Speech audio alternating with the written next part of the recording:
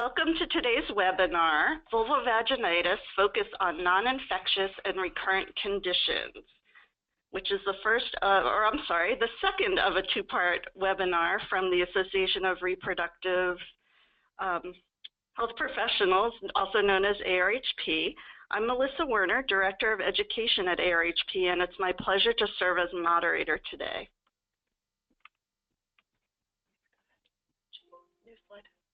Okay. To receive continuing education credit for this activity, you must take the pre and post test. If you have not taken the pre-test and you are viewing this webinar live, you will find the pre-test link in your reminder email. The post-test link will be sent to you after the webinar. If you are viewing this webinar on demand, both the pre and post-test links can be found below this video. In the webinar dashboard, you should see a chat box that you can use to enter questions throughout the webinar, which our faculty will answer towards the end. In about 4 weeks, you'll receive an email from ARHP's Education Department with a link to follow-up evaluation. We ask that you complete this evaluation to let us know how you have incorporated what you have learned during the webinar into your work. Completing the pre and post tests as well as this follow-up evaluation helps us ensure we continue to meet your educational needs and interests. Thank you in advance for your time and feedback. We would like to acknowledge that this educational activity is made possible through an independent educational grant from Symbiomics. And on this slide, you'll see the ARHP Planning Committee disclosures. You can see that everybody involved in the creation of this slide deck and the presentation has nothing to disclose in the way of financial relationships with commercial interests. In terms of what we'll be covering today, can you please go ahead to the objectives? Okay. By the end of our hour together, we sincerely hope you will be able to do the following with respect to non-infectious and recurrent vulvovaginitis. Summarize the epidemiology, list common causes, describe the process for correctly diagnosing patients, discuss the elements of effective patient education and counseling, and list currently available treatments and treatments in development. This time I would like to go ahead and introduce our fabulous faculty, Dr. Diane Horvath-Kasper and Beth Cruzy. I'll start in alphabetical order with Diane Horvath-Kasper, who is an obstetrician gynecologist and is proud to provide clinical family planning and abortion services at several clinics in the DC metro area and Baltimore. She serves on the ARHP Clinical Advisory Committee and the Medical Advisory Board for Whole Women's Health Clinics and maintains active involvement with ACOG and the National Abortion Federation. Training and mentoring medical students and residents continues to be an important part of her practice. And, as if that's not enough, in her current role as Reproductive Health Advocacy Fellow with Physicians for Reproductive Health, Diane draws upon her experience to speak out about violence against abortion providers and clinics. In addition, she has completed a fellowship in family planning at MedStar Washington Hospital Center here in Washington, D.C., and has previously held a clinical faculty appointment at the University of Minnesota. Beth Cruzy is a nationally recognized author, speaker, and expert advisor in the field of sexual and reproductive health and family planning, and brings more than 25 years of experience in providing direct services for low-income and underserved clients from diverse ethnic, racial, and cultural backgrounds. As the lead clinician for the Family Planning Program of Public Health, Seattle-King County, Beth is part of a team that provides patient-centered specialty care in a full range of sexual and reproductive health care. We're absolutely thrilled to have these two experts with us today. And without further ado, I will turn the webinar over to Beth. Hi, everybody. Thank you so much, Melissa, and thanks to ARHP for the opportunity to be part of this curriculum. As I often tell clients who are wondering about my daily life, it's like, well, you know, secretions are my life. So basically, this is a topic that's near and dear to my heart, and I know that it's something that's super important for women of all ages to have folks, practitioners that know and care about what's going on with their vaginas. So basically, next slide, please. We're going to look, my task here is to briefly go over what was covered in the last webinar mostly, because although the topic of this webinar is non-infectious and recurrent vaginitis often can be of the infectious variety as well as the non-infectious variety. So although I may seem to be speaking off topic, which is not unusual, there's actually a method to this madness. So as far as vaginitis in general is concerned, it's an inflammation, very basically an inflammation of the vagina or the vulva that may be caused by bacterial, fungal, or parasitic infections. It also may be associated with low estrogen levels, and there may be an allergic or irritation response, or any or all of those things together. So next slide, please. There is sometimes a difficulty on a couple of different levels. Our clients may not ask us about their symptoms, especially I think in primary care. In my field, it's sort of, clients coming in know that I'm there specifically for them to talk about this stuff, but I think a lot of times clients might not ask about their discharge because they feel embarrassed. It's a self-image issue. They don't really know whether it's normal or not. They may also self-treat. They may confuse the diagnosis. I think this is pretty common, confusing bacterial vaginosis and yeast, for example, and then using over-the-counter treatments for the one that they don't have, or different kinds of things that may then complicate the issue and also complicate the diagnosis. So by the time they get to us, they may have a couple of other things going on related to a prolonged period of trying other things. Next slide, please.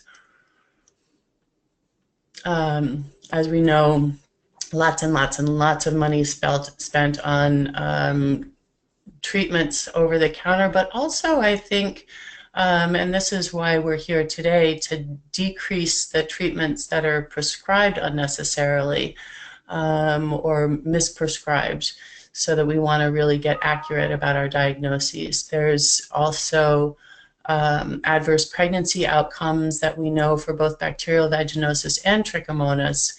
The psychosocial problems, depression, low self-esteem, anxiety, sexual dysfunction, I think is something that really hasn't been looked at sufficiently in terms of shaming. There's a wonderful organization called Lady Parts Justice League that I really love, and I think that we could all do more to celebrate rather than shame our clients. There is an increased risk of sexually transmitted infections that has been associated with both bacterial vaginosis and with Trichomonas. Next slide, please. So we'll go into each of the infectious diagnoses. Again, just briefly, the previous webinar went into much more detail about this, so I just want to do this as the background for Diane's section on when she gets into talking about recurrent infections and some of the recurrences that may be seen with the infections. Next slide, please. And the next slide. So I think everybody is probably pretty familiar. The bacterial vaginosis is the most common cause of a strong or unpleasant odor to vaginal discharge. It could be clear or white. It might be described as fishy, or patients may have another description for it. Racial and ethnic disparities have been reported. Data in some studies don't actually seem to show that. For instance, Marazzo et al. In 2010 did a really nice study of women having sex with women and found no association with race in their BV population. This racial and ethnic disparity breakdown here is from a really interesting article that just came out last year with showing that African American women's vaginal microflora seem to be dominated by a different kind of lactobacillus than that of the white women in that study. So that's an interesting topic for further exploration. Next slide, please. So we know that women can have long-term symptoms with intermittent exacerbations. Again, these may cause embarrassment and body image issues, and it's important to women. It can be really upsetting to them. and a source of embarrassment. It also is associated, has been associated with an increased risk of other kinds of infections, particularly concerning sexually transmitted infections. It also has been associated with complications after gynecologic surgery, and again, preterm birth. Next slide, please. Diagnosis, history and physical findings. Suggestive of BV are a lack of itching and an absence of signs of vaginal inflammation, unless, of course, you have a coexisting inflammatory infection, which is possible. So that's something that that sometimes we need to be aware of, is there may be a couple things going on at once. But BV all by itself is not a tissue inflammatory condition. The discharge may be milky or slightly bubbly. The wet prep and the whiff test or amine test and the pH and the quality of the discharge are the 4 elements in the M-cell criteria, which is very often used for diagnosis for anybody that has a microscope and some pH paper, and is typically used because it's relatively inexpensive and fast. It's a point of care test, and it's very easy to diagnose BV in the clinic with that. If that's not available, there's a couple of different commercial tests. The Affirm and the OSOM can also be used. Culture is actually not recommended, and gram stain is the gold standard, but it's expensive and time-consuming, and not a lot of facilities that are outside of an academic or research setting really have the capacity to do that. Next slide, please. Treatments, I'm not going to go over this. It hasn't changed in ages. It's in the CDC STD treatment guidelines. Just briefly, tinidazole is more expensive and has a longer half-life, and it's been suggested that it might have a decreased GI symptoms compared with oral metronidazole. Next slide, please. What's really exciting, drum roll please, is we finally have secnidazole, which has been available outside of the US for some years. It's a 1-dose treatment, so it would be similar to the single-dose oral fluconazole for yeast infections, except it's a single-dose oral medication for BV. So that's brilliant. And the effectiveness is similar to the full 7-day, twice-a-day treatment with metronidazole. Unfortunately, it doesn't seem to affect the problem of recurrence. At least we don't have evidence for that yet. So still working on that. And of note, there is a medication that is being looked at now. Well, I think probably a number of studies looking at probiotics, and not only to reduce pH, because that can be done in other ways, but also to rebalance vaginal bacteria and prevent recurrence in the future. Next slide, please. Treatment recommendations, as indicated by the CDC STD treatment guidelines, and Diane will go into this a little bit more in relation to persistence or recurrence, I think, is particularly important in this case. There actually has been no evidence to show that the risk of recurrence of bacterial vaginosis is decreased by the treatment of the partner, either male or female partners. We do know that bacterial vaginosis is a sexually enhanced infection. It's not sexually transmitted, but it is strongly associated with sexual activity. And some very good studies have been done showing that although it seems to be a female to male or female to female associated infection, that even treating both partners, for those that recur, they recur regardless of partner treatment. Very interesting. Condom use is moderately helpful in decreasing recurrences. Cleaning of sex toys seems to be pretty important, and there's also been some great work done on vaginal lubricant and the association of vaginal lubricant. Anything that increases the transmission of fluids, vaginal fluids between two women, can increase the transmission of bacterial vaginosis. Super interesting. We don't have an answer for that yet. Alcohol, avoiding alcohol is recommended by the drug companies that make these products. There doesn't seem to be a lot of evidence for harm. In fact, practically none. It may increase risk of nausea and vomiting to combine both alcohol and the azole medications, but it's not a reason not to treat. And then the STD treatment guidelines go into quite a bit of depth about what to do if you have an azole allergy, particularly with Trichomonas, for which there is no alternative medication, and that's something to look at in the STD treatment guidelines specifically. Next slide, please. So, yeast infections. Next slide, please. We pretty much know about the presentation. This is the infection that if there's only one, it tends to be itchy and sore if it's symptomatic, white, thick, clumpy, cottage cheesy discharge with erythema and fissures. A lot of women get this at least once, sometimes a couple of times. Some women have a problem with recurrence, and Diane will talk more about that. Next slide, please.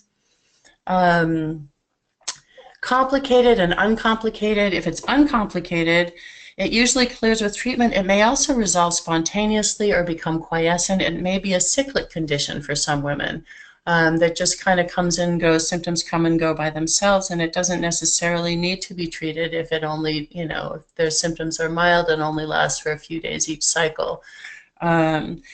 Unfortunately, if it's complicated, chronic inflammation may create its own set of problems which require a much more complicated management approach. Next slide, please. Itching and inflammation are hallmarks of this infection. The wet prep, again, is relatively insensitive. Hyphae are really easy to identify if you see them. Buds with hyphae, buds without hyphae are a little trickier. Gram stain, again, is great but difficult to get. And your whiff or amine test will be negative unless there's also BV present. The culture is something that can be done if there's an increased index of suspicion, for instance, for chronic, recurrent, or resistant infections in the setting of a negative wet mount. So that's something to consider. Next slide, please. Culture particularly interesting in the setting of the non-albicans. So you're really only going to be able to know if something is albicans or non-albicans with a culture. And again, that's for a chronic recurrent. The non-albicans is about 10% of yeast infections, and it doesn't respond as well to the azole treatments. So there's a couple of suggestions here for that. With boric acid, particularly very interesting, the boric acid regimen. Next slide, please. Just briefly, treatment considerations, again, for creams and suppositories, attention to latex, and looking at new treatments in the pipeline. Treatment of sex partners is usually not necessary, although men can get a yeast balanitis, and so in men, if there's a sort of a rough red itchy patch, that might be yeast. It can occur under the foreskin of uncircumcised men most usually, but can also be seen on the shaft or on the testicles. Next slide, please.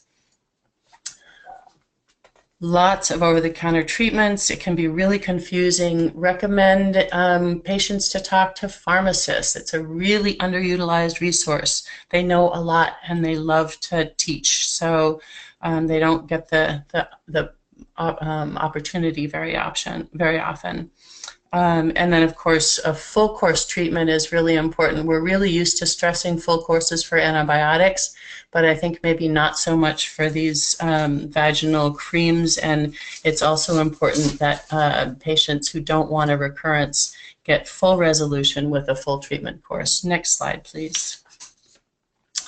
Trichomonas. This can be a thin, frothy discharge. It may or may not have a strong odor to it. It can be whitish, yellowish, greenish. It may or may not cause pain with intercourse, irritation, itching, a sense of dryness, even though there's a lot of extra discharge. There may be red specks on the cervix. Vaginal erythema is very common. It is not a mandatory reported condition, and although we know that it's really prevalent, I'm very interested to see now that we have an Aptima NAT for trick, whether or not the prevalence changes the next time we gather that data. Next slide, please.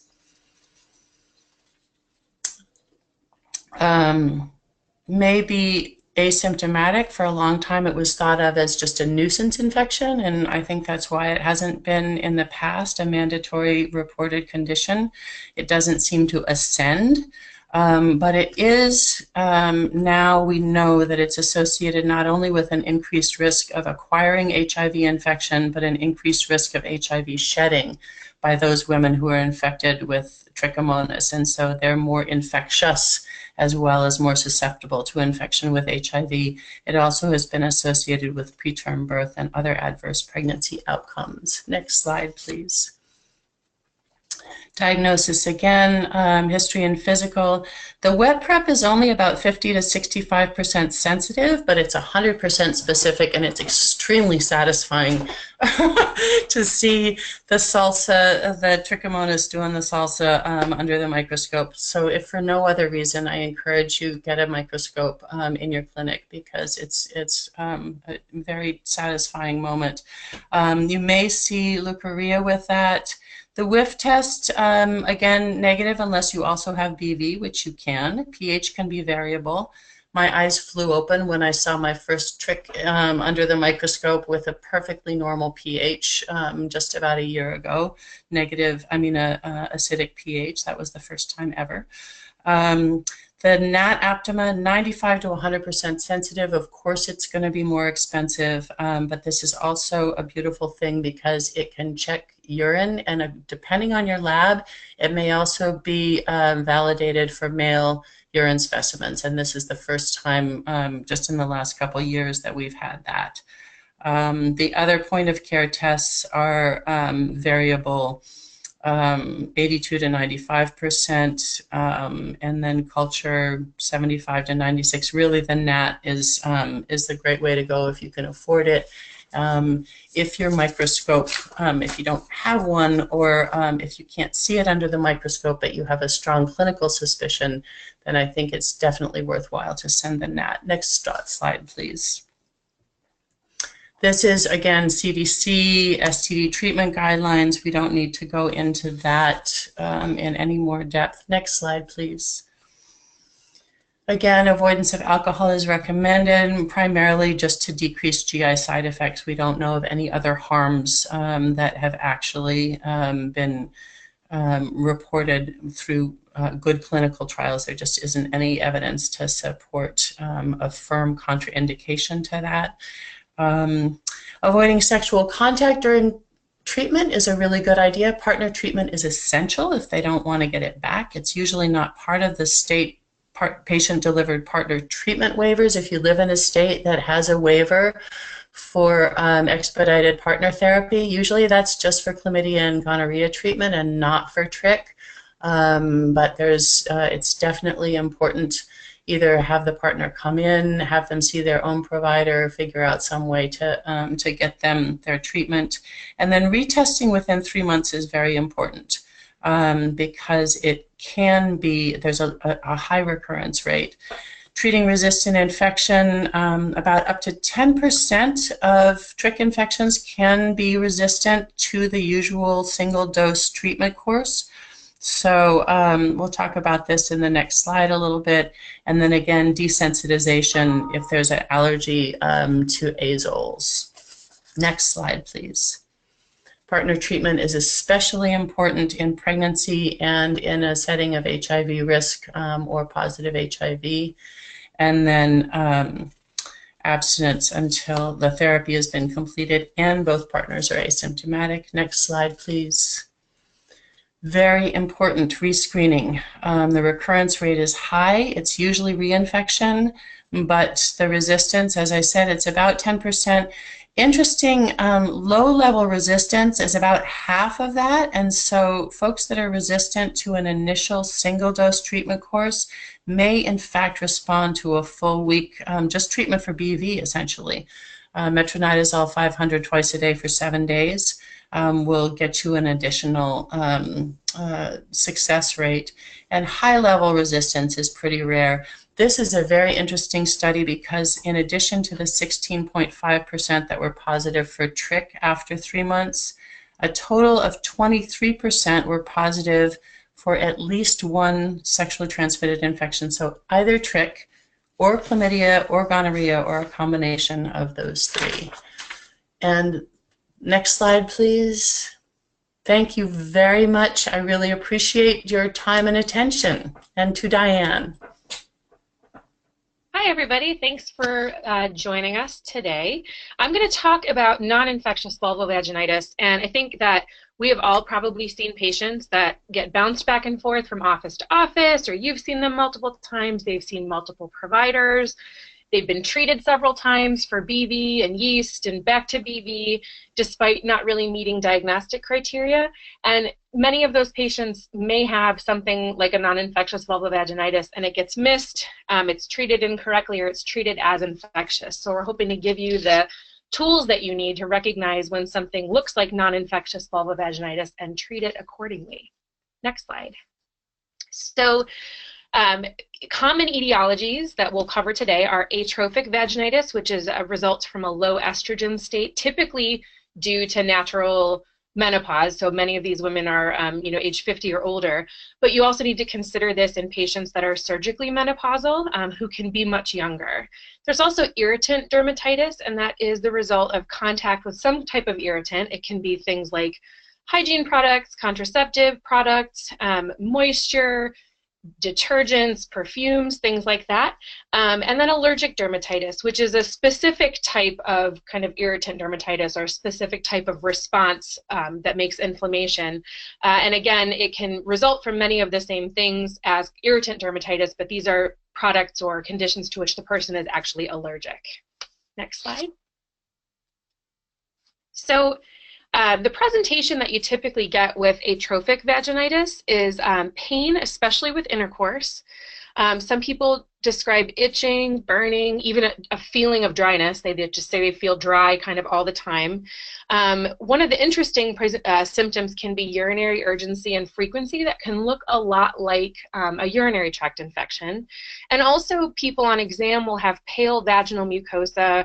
They have a loss of kind of the regular texture of the inside of the vagina that's normally kind of rugated and variable. It becomes very smooth and very pale in color. For allergic or irritant dermatitis, people can again get vaginal itching or burning. Some people have vaginal discharge, though not always. And you'll note inflammation in the vagina and on the vulva. The prevalence of these conditions is actually pretty common. 10 to 40% of women with low estrogen have atrophic vaginitis to some degree. And again, as Beth said, this is not always something people come in to talk about. This often comes up when you ask about sexual function or just, specifically ask about menopausal related concerns. Very few people, in my experience, actually come in to bring this issue up. And then we don't really know the prevalence of allergic or irritant dermatitis in general, but we know that a large portion of the people presenting to a dermatology vulvar clinic had this condition. It probably, people present to their primary care provider, to their OBGYN, to their midwife, and we don't really have those numbers. Next slide. So one of the things that can happen with atrophic vaginitis is it can kind of be this feed-forward loop that can increase your sensitivity to irritants. So sometimes people start with atrophic vaginitis and end up with kind of concomitant or an exacerbation of irritant dermatitis, which is, doubly awful. It definitely affects sexuality and quality of life. And again, it's something that sometimes comes up in these discussions about sexual health and sexual behavior. Irritant or allergic dermatitis can exacerbate other infections. It definitely predisposes to recurrent infection because the skin can actually break down and be an entryway for other infections like sexually transmitted infections. And again, it affects sexuality and quality of life to a great degree. So it's really important to take these patients seriously and to really specifically ask about levels of impairment. Next slide. So to make the diagnosis of atrophic vaginitis, you need to exclude infection. And so for most people, that's going to be excluding sexually transmitted infections, but also other causes of vulvovaginitis, like yeast and BV. And Trichomonas. Also excluding urinary tract infection because, as I said before, it can present as urinary pain and burning.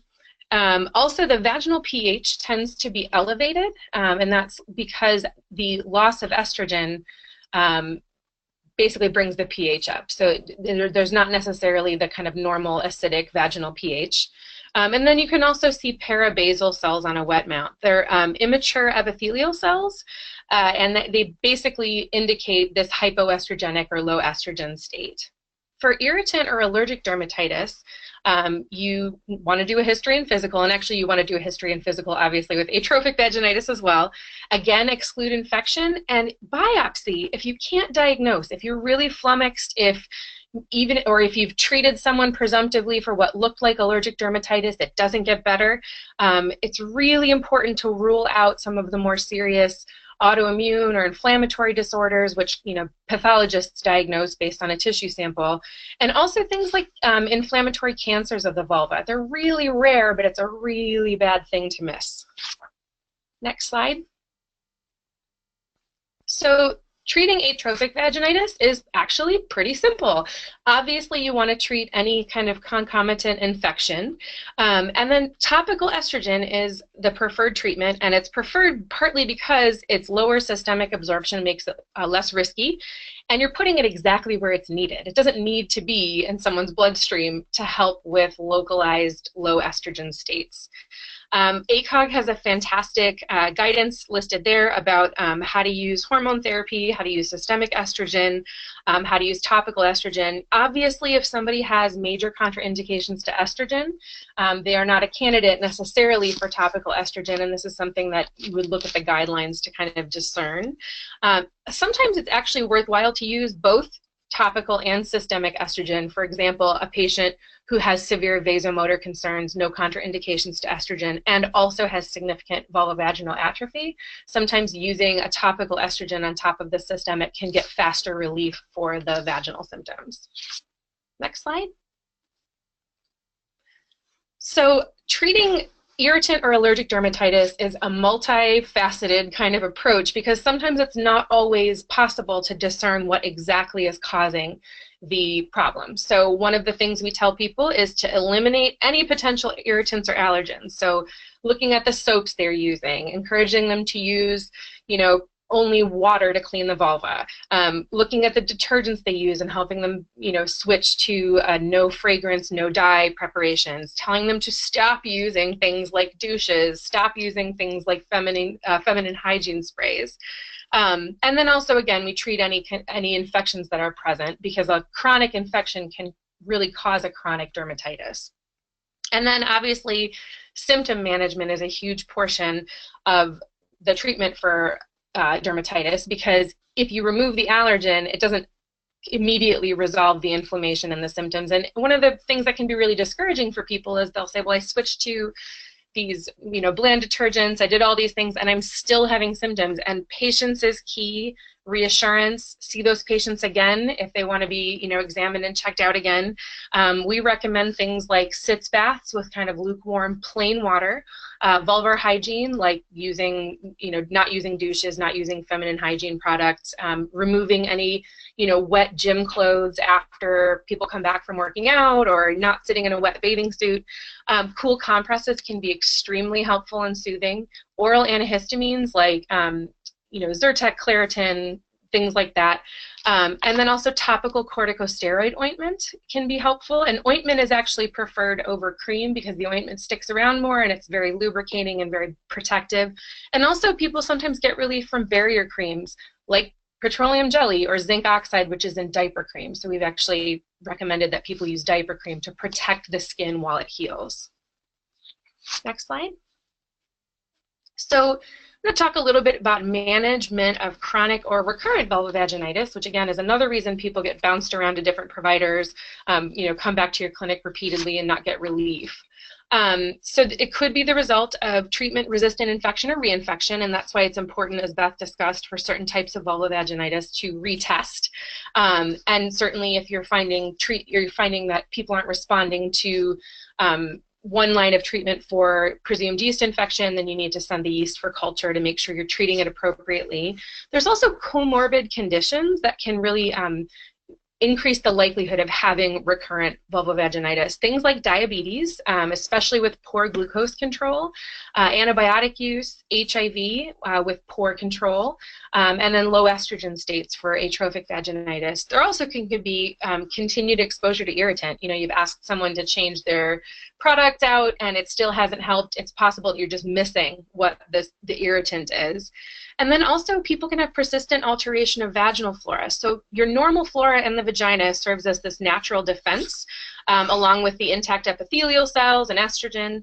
The lactobacillus that lives in the vagina deters bacterial growth and lowers pH, and it inhibits bacteria from kind of sticking to the epithelial cells. Things like semen, tampons, douching, antibiotics, other irritants, even menstrual blood for some people can alter the ecosystem of the vagina enough to make it so that these infections just continue to pop up or don't ever really resolve. Next slide. So making a correct diagnosis is critical. If you've seen someone, you've diagnosed them, and they come back with the same problem again, double check, redo, reevaluate the patient, do another history physical exam, talk it through again, and repeat any relevant lab tests to determine the diagnosis. And also to identify, do they now have a secondary infection on top of the vulvovaginitis that they had before.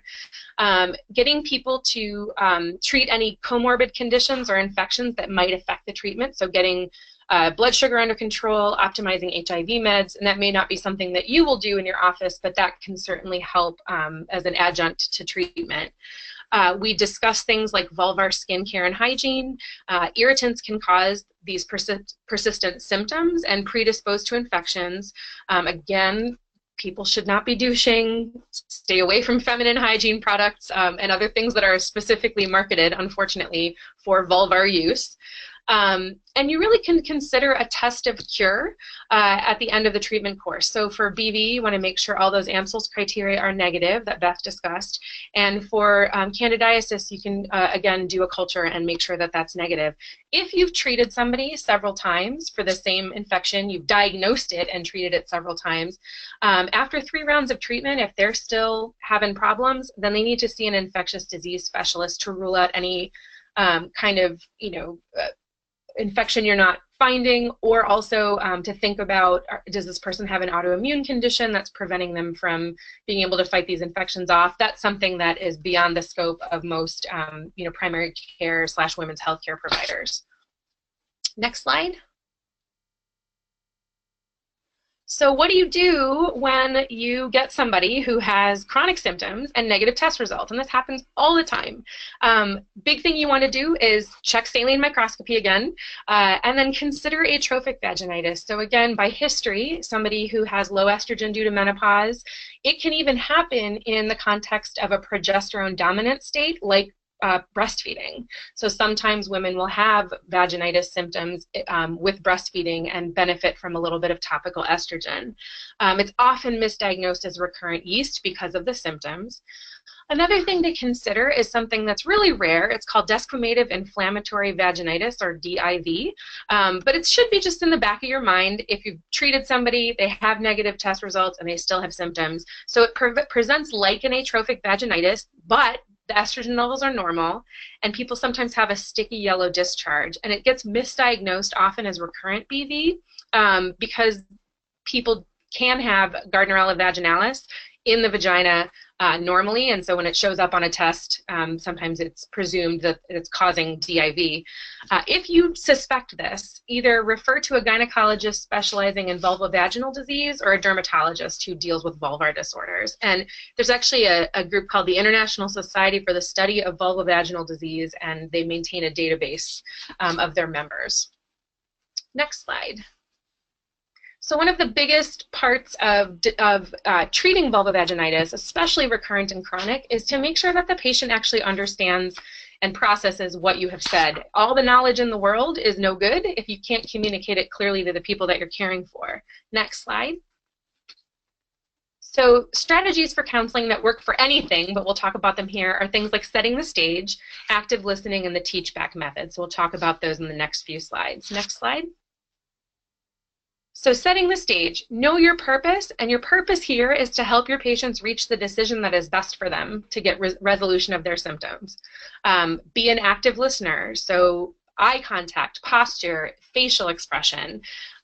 Present the information, eliminate internal and external distractions, so turn off the phone. I mean, this is just good practice for working in general, but try your best to minimize interruptions to allow the patient the time that they need to have this discussion with you.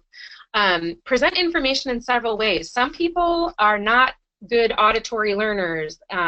Most of what you say, in fact, there's studies that show that most of what you say kind of goes in one ear and out the other with most people, and that to give people reinforcement by giving them printed materials, showing them on a diagram, giving them numbers, giving people basically a number of ways to comprehend the information that you're discussing.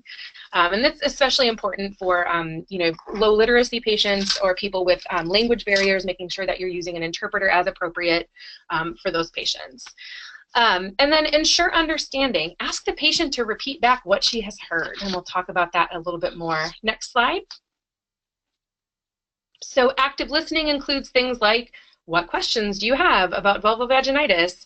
And then wait. I think one of the hardest things for providers, especially people who like to talk like I do, is to let the patient have a minute and be okay with quiet so that they can ask questions of you. And then the technique of repeating back, what I'm hearing you say is, and then have the patient affirm or not affirm what you've clarified. Next question, or next slide. So some key counseling messages that should kind of come across in what you're discussing is basically things that normalize these conditions and also give people the information that they need to be able to go and be empowered to take care of their symptoms, finish their course of antibiotics or antifungals if indicated, and to obviously create a relationship with you so that if they continue to have symptoms, they feel comfortable coming back. So for candidiasis, this happens to a lot of people. Sometimes you might need a longer course of treatment, and you should come back if you need more treatment, like to make sure that you have that dialogue with them. Trichomonas, that key is that it's sexually transmitted and partners must be treated. For BV, it is not an STI, but it is sexually related, and it's really important to clean sex toys. Condom use may be, moderately effective. And then for non-infectious irritant or allergic vaginitis, it's important to remove the source of the inflammation. Do not use feminine hygiene products if you remember nothing else from what I've said. That's the thing I want you to take with you. And that these products can actually make the symptoms worse. And then for non-infectious or atrophic vaginitis, it's really common in women with low estrogen levels, and topical estrogen is a preferred treatment. Next slide. And the teach-back method is where you have the patient tell you what they have heard. So an example of this here would be, what are some of the things we think cause vaginitis? Or what do we think is the most likely cause of your vaginitis? And then say, we're going to give you this treatment. What are the common normal side effects that people have when they use this treatment? And lastly, what are you going to do if you think the vaginitis has come back or hasn't gone away? And so you assess people's understanding and make sure that they know that they can come back to see you with any problems or concerns. Next slide. Giving people some written information or websites or both is a really helpful way to have them kind of, to have a little bit of you stay with them when they go home. Educational materials can help people better understand. Maybe it's explained in a way there that you didn't think of and it's more understandable to the patient. A really good resource for this is the FAQ page on the ACOG website, and that's not behind the paywall. It's open to all people, and they have really fantastic, nicely written, evidence-based information that you can feel very comfortable giving to the people that you see in your clinic. And with that, I will turn it back over to Beth, who's going to discuss a case presentation. Thank you very much, Diane. That was awesome. So here we have Anna, who is a 30-year-old accountant. She has had both male and female sexual partners in the past. She was treated for bacterial vaginosis about a month ago, and she was given the usual treatment course for oral management. She comes back and she says she's been having discharge with odor again for the last week, and that it's really confusing her because she notices it even when she's in the midst of showering. And she's, now showering twice a day, and it's really bothering her. So the question is for y'all to start thinking about approaching evaluation. First of all, evaluation of the symptoms. What else do you want to know? I think so. Just start thinking to yourselves, maybe sexual history, more specifics about behaviors, types of sex, use of toys, vaginal lubricant, that kind of thing. Again, hygiene habits. Is she using any of those products? Douches, body wash, scented panty liners. A lot of times people who have discharge are using liners.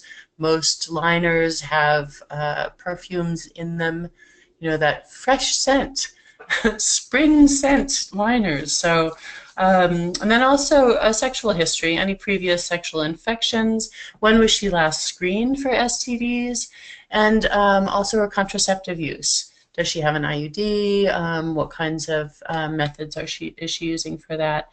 Also, did she finish her medications last month?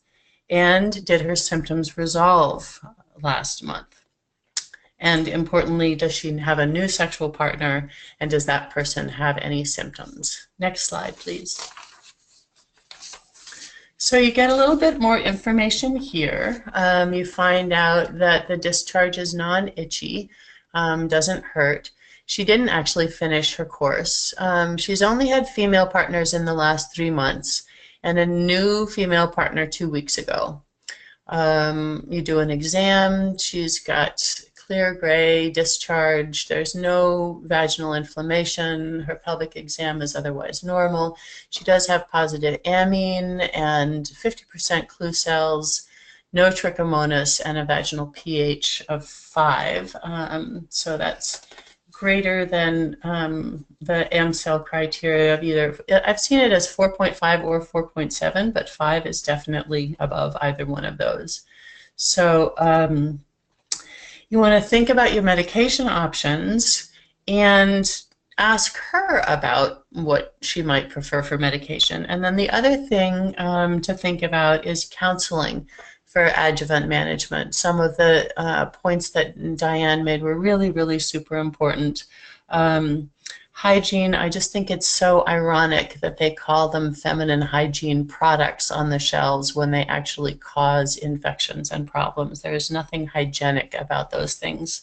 And then you want to make sure you counsel her about sexual activity, both during treatment and after treatment. What kinds of precautions might she want to use? You want to think about any other testing that you might want to do, and maybe ask her about her pregnancy intention. Next slide, please. So at this point, we're just going to kind of be fairly straightforward with this. Presuming that there's a pretty clear, from what we've gathered from her, it's pretty clearly recurrent bacterial vaginosis, possibly persistent bacterial vaginosis. At this point, there is no particular worry about anything else, but you might want to go ahead and test for other sexually transmitted infections, given her history, if she hasn't had any testing done. And then you might want to think about a test of cure after completion of the course of treatment. And then for sure, those adjuvant protections and precautions, including using condoms on sex toys, cleaning them in between use, trying to avoid sharing of vaginal fluids between the two partners. And if anybody else has any other ideas, if there are things that I missed, please at the Q&A make sure to bring those up. Next slide, please. So this just in some of the program in general, we want to just, we are all aware that vulvovaginitis is very common and it can really affect quality of life, even to the extent of people being so embarrassed about it that they don't want to ask about it or talk about it. They just feel like it's something that they have been suffering with and they need to continue to suffer in silence because it's embarrassing. So that, I think, is really, really important thing to really destigmatize addressing sexual health and vaginal health.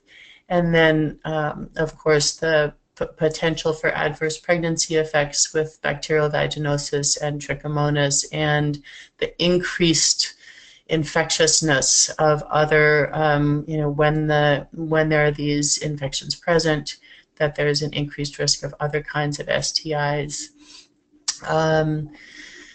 BV has been called a sexually enhanced infection by, I read this, I can't remember the source now, but it was a really great article that was published in 2010 around sexual transmission of BV, and I really like the term sexually enhanced.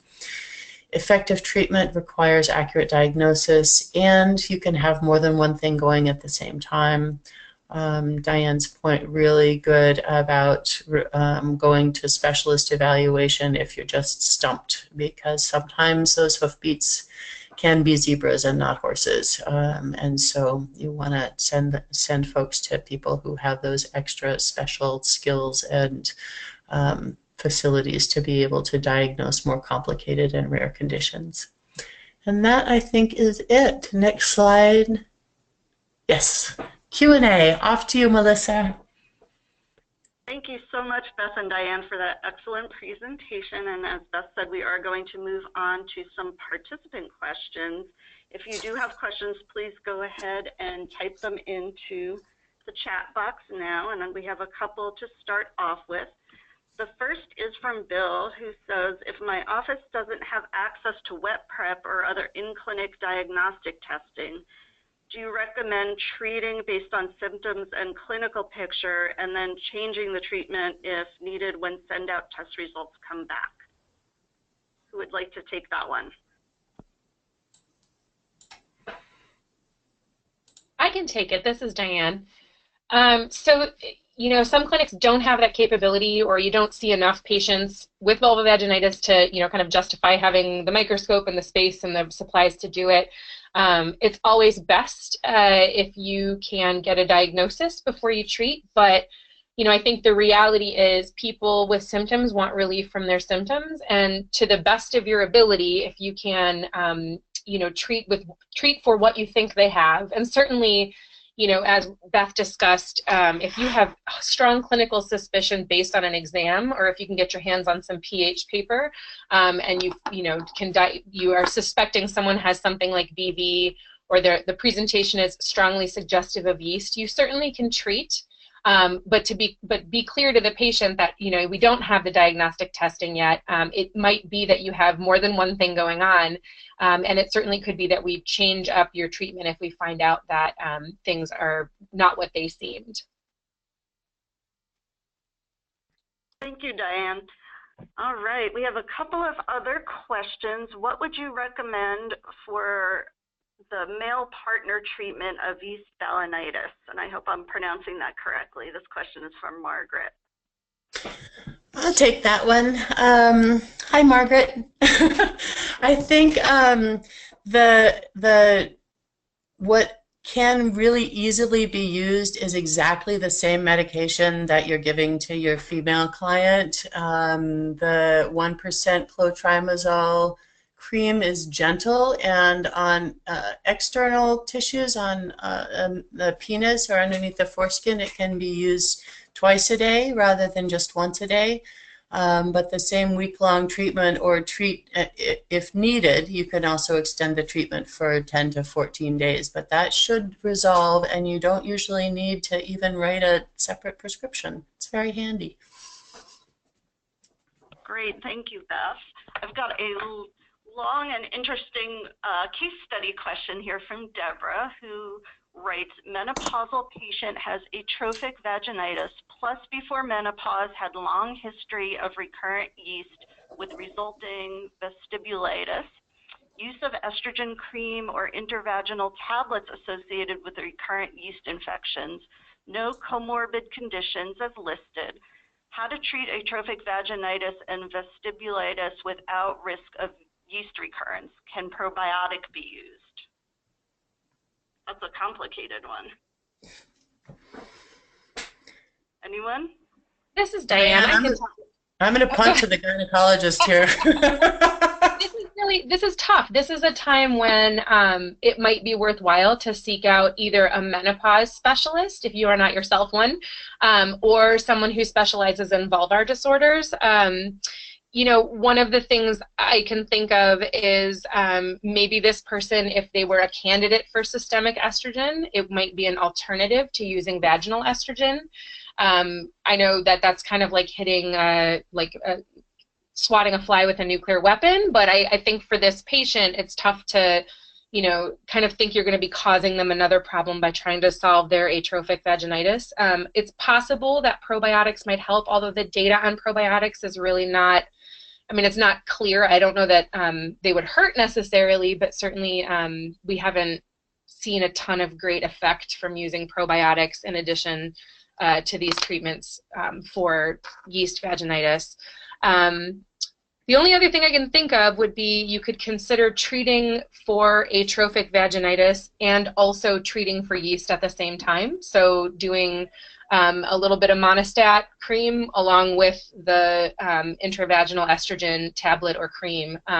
Tablets may be better than the cream in terms of treating the atrophic vaginitis, but certainly if this patient has tried other stuff and it hasn't worked, she may be a good referral to a vulvar specialist.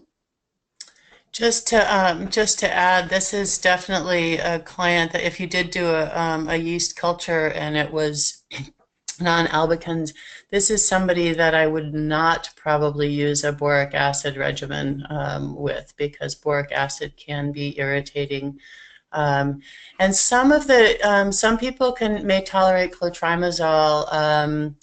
It tends to be a little more gentle. The longer treatment course, the more gentle it will be. So in this situation, you would probably want to avoid the short course topicals in favor of the longer course topicals. And clotrimazole, I think, tends to be a little less stingy than the miconazole if there's already irritation present. Thank you for that. That was a nice, thorough description. I have, I think, time for one more quick question and then one that might be a little bit more involved. But first of all, from Margaret, what do you recommend for cleaning of sex toys? Soap and water. Quick question, quick answer. All right. Thank you very much. You're welcome. So I'm sorry? Oh, I just said you're welcome. Oh, okay. So polite. I am going to see what I can do to combine two questions about boric acid, one from Kathleen and one from Carol. The first part is, does boric acid prevent BV and yeast, or only one? And then the second one, can you please give more specific information and patient education on the use of boric acid for recurrent candida vulvovaginitis?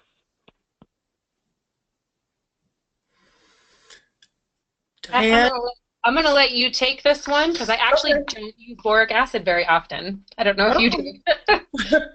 So Melissa, can you say the first part of it again?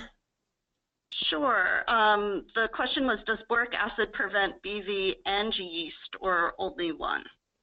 Well, we know that there's good data on use of a course of boric acid for resistant yeast infections, particularly non-albicans, but it also has been described for use in preventing recurrence of bacterial vaginosis. So yes, the answer is it can be used and has been described to be used as an ongoing preventive method for either yeast or bacterial vaginosis. There isn't a lot of really good data on it, but certainly it's something that has been described in the literature, and people have their own anecdotal regimens with it, and that includes using an initial treatment, following an initial treatment course for either yeast or bacterial vaginosis, to then use boric acid capsule in the vagina 2 or 3 times a week, as one regimen that I've seen. It's very there's a lot of different recommendations about how to get it. It can be done by a compounding pharmacy. You can also get gelatin or vegetable version capsules excuse me, at local co-ops or health food stores, or sometimes online. Boric acid powder or crystals may be found sometimes on the shelves, first aid shelf of traditional pharmacies. There's some other places that boric acid powder can be found if people want to cap up their own powder to use. Great, thank you so much. And I'd like to thank both Diane and Beth again for joining us today and teaching us so much in such an enjoyable manner. We do have to wrap up now, and I'd like to give you a couple of notes before we exit the webinar. First of all, go ahead to the next slide, please. The first webinar in the series, which, as you heard, focused on infectious vulvovaginitis, is available for on-demand viewing at arhp.org. And as a reminder, you will soon receive an email from ARHP's Education Department containing a link to the post-test survey. Your CME or CE certificate will be generated at the end of the survey. Please do make sure to print the certificate before closing your internet browser. And if you have questions, please feel free to email us at education@arhp.org. I'd like to thank everyone for taking the time to participate today, and we hope that you will take part in other ARHP-sponsored activities in the very near future. Thank you, everyone. Thank you.